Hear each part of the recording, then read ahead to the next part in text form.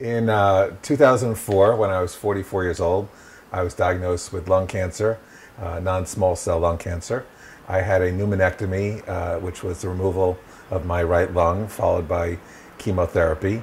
2 years later, I was diagnosed with a brain tumor in the back of my head, which was removed surgically, followed by chemotherapy. A year later, I was diagnosed with a tumor in my right rib cage, which was removed surgically, followed by chemotherapy. The following year, I was diagnosed with another brain tumor in the same area in my brain, and that was removed by gamma knife radiation. In 2008, I was diagnosed with multiple small tumors on my left lung. I immediately began chemotherapy, which I continued for 2 years into the summer of 2010. At that point, the tumors were stable, but they weren't disappearing. So my oncologist at New York Presbyterian recommended that I consider a new clinical trial that was being done by Pfizer for a drug called crizotinib.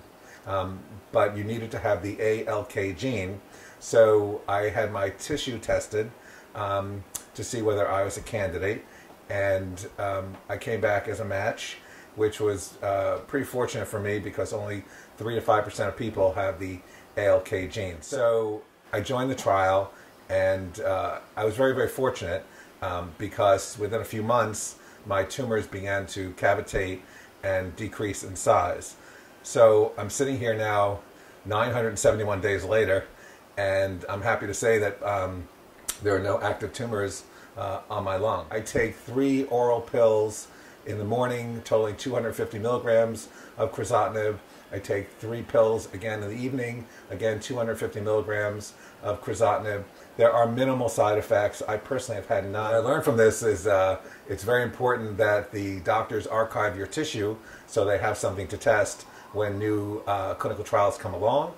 And it's also important that there is diagnostic testing available so that people can find out if they have the right match for any of the new treatments that are available in the market. I feel very strongly that lung cancer needs to be elevated to a national and an international health priority. There's no question that lung cancer does not get the funding that it deserves, and I really believe that one of my responsibilities as a lung cancer survivor is to be an advocate for the 1.4 million people that have died of lung cancer since the day I was diagnosed. And for me personally,